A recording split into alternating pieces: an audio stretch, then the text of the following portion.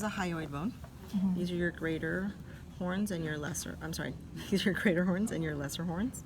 Okay. And then this whole thing is just the body. Does this little hole have a name to it? No, not that you need to know. That's all you need to know on those. Okay. You have, good, okay. So these are your cervical vertebrae. These are all cervical vertebrae. The cervical vertebrae are going to have transverse foramen that are always present from C1, or actually not C, yeah, since C1, even C1 has it, so all of them have it. Vertebrae 2 through 6 are going to have bifurcated spinous processes. These two bumps on here are the superior articulating processes, and then the flat part in front of it is the facet, so superior articulating facet. And then you have your inferior articulating process, and then inferior articulating facet. This is the spinous process. This is the lamina. If you were to wrap a string around here, that would be the pedicle. What else is on here? The body.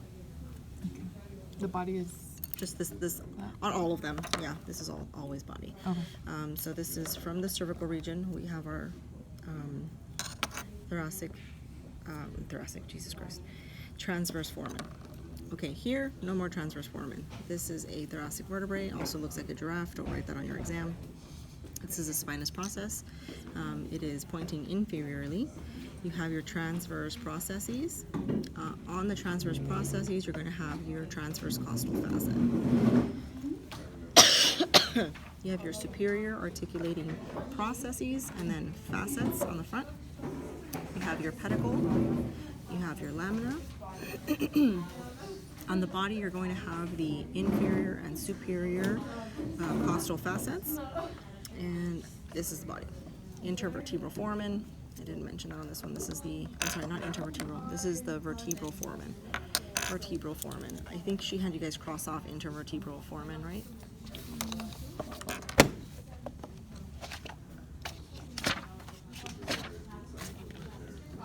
Come on. Yeah. Okay, and this is from the lumbar region. The body is going to be the largest. And if you look at the three differences, that's one of the differences that you can name. The body is smallest in the cervical, larger in the thoracic, and then largest in the lumbar. The lumbar, same thing as the body, vertebral foramen, spinous process, transverse process, superior articulating process with the facets. And the difference with this one is now that the superior articulating facets are pointing to the sagittal plane, and that's basically going to prevent side-to-side movement, because that's where we carry all our weight.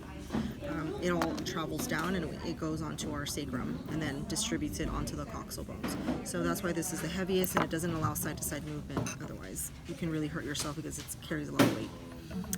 These are the inferior articulating processes, and then the facets, inferior articulating facets. Same thing, you have your pedicle and you have your lamina. And that's it. This is your clavicle. This is the sternal end, and this is the acromial end, and I think that's all you have to know on that. For this one? Yeah. This is your scapula. This large one that is attached to your spine, this is a scapular spine. This is the acromion. And here we have the coracoid. This is a coracoid process. So acromion process, coracoid process. We have our suprascapular notch, superior border, superior angle, vertebral border or medial border. And then we have our lateral border or axillary border. We have our inferior angle. Because of the spine, we have, we refer to it when we're talking about the fossas on the top and on the bottom. So this is the supra spinous fossa, and this is the infraspinous fossa. And then underneath, because it would be underneath, we call it sub, that's the word for underneath. This is the subscapular fossa. And what else am I missing? Oh, this is the glenoid cavity or glenoid fossa. And this is a supraglenoid tubercle and infraglenoid tubercle. And I think that's it. Here is your, oh, let's go here. So this is our humerus. We have the head of the humerus. We have the neck, anatomical neck. So the entire thing is the head? Yeah, this whole thing, like literally, like Just this yeah, part? this part here. Okay. This. So this is the head. It'll just be a sticker here. So Okay. yeah. So she was not going to encircle anything. So this is the anatomical neck. Around it, if you were to hold it like this is the surgical neck. We have our greater tubercle, our lesser tubercle. You can see how big the greater tubercle is. It's this whole part here. Okay. And then this is the lesser, just this. So greater tubercle, lesser tubercle, and then intertubercular groove or intertubercular sulcus. You Oh, can that's what it change is. the words. Yeah, inter means in between. Okay. Tubercular, in between the tubercles. Okay. And then it's a groove or a sulcus. Sulcus is something that's deep, Okay. right? This rough projection that's here is our deltoid process. We have the shaft. Again, I don't think she ever asks like shaft or anything. This is the olecranon fossa. Here we have our radial fossa, our coronoid fossa. This is our trochlea, and this is our capitulum. When you turn it around to the posterior, you can still see the trochlea, but you cannot see the capitulum. Okay? And then here your epicondyles. So you have your medial epicondyle and your lateral epicondyle. Okay. Okay? And how do you know when it's facing what way? So the olecranon fossa is always posterior. Okay. So if you look at, here's the head, and the head has to be medial, right? Because it has to go into your body. So if this has to go into your body and this has to be pointing posterior, then we know it's this arm, right? Okay. Does that make sense? So then this would be the right side. She can ask you what side you're holding. So this would have to be pointing this way, and the olecranon fossa would have to be back here in order for this to be left. Okay. Okay? Next we have our ulna. This is the olecranon process. This is your trochlear notch. This is your coronoid process, and the coronoid process is what's going to go in here, into the coronoid fossa. And that's why it's called coronoid fossa, because of the coronoid process. Okay. Okay? And then we have our radial notch. We have the shaft, and then we have the styloid process of the ulna and the head of the ulna, and then the neck of the ulna. And am I missing anything? No. Okay. And then here's our radius. We have our head, same thing, neck, and then you have the radial tuberosity, and then shaft, styloid process of radius, and then on the opposite side you're going to have your ulnar notch. Okay? And we move on to hand.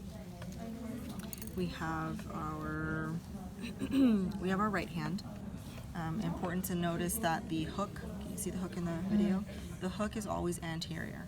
And you have to remember that anterior means that you're like this, okay? Because that's anatomical position. So this is anterior, and if that's anterior, that means that I am holding the right side, okay? So these are all metacarpals, metacarpal 1, 2, 3, 4, 5, or metacarpal of digit 1, 2, 3, 4, 5, or fifth metacarpal, first metacarpal, however you want to name it. Just make sure there's a number and that you've named them. These are all phalanges from the metacarpal up. All these are phalanges. The thumb only has 2 phalanges. So this is the proximal phalanx and the distal phalanx. These are all proximal phalanx of digit 2, 3, 4, 5. Remember, proximal phalanx of digit 1.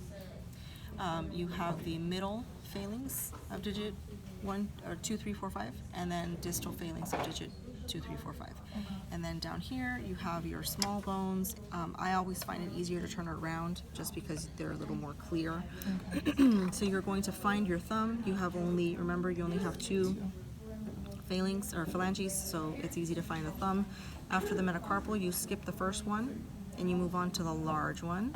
So this is scaphoid, lunate, triquetrum, pisiform, and then now you're going back to the base of the thumb. This is trapezium, trapezoid, capitate, and hamate. Okay. Okay?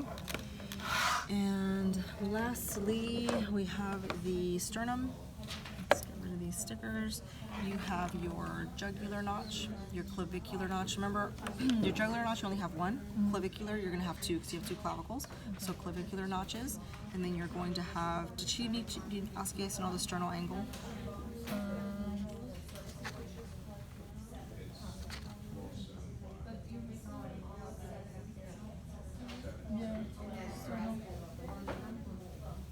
Sternum, no, it doesn't say. Okay, that's fine. Sorry, okay, I just want to make sure I'm not missing anything. So this is the manubrium. You can actually see a cut here, right? A suture. Yeah. So this top part is the manubrium. This is the body or the gladiolus, and this is the xiphoid process. And that's it. That's all of them. Okay. Oh, do you have the rib? Oh, the rib, crap. I knew I was missing something. Okay, so this is the rib. The really, really bumpy part is the part that's going to be attached to the vertebrae, okay? And then you need to find your costal, the costal groove, which is always inferior. So if you touch that, you can see the difference, right? So that has to be inferior, and then you know that this is the vertebrae part, so you know that this is wrapping around and this is gonna go to your sternum. So you're holding the right side. You see that? So this is the head, this is the neck, you have the tubercle, costal head, costal neck. Costal angle is going to be the bend. So this bend right here is the angle. And then you have body, and then you have the sternal end of the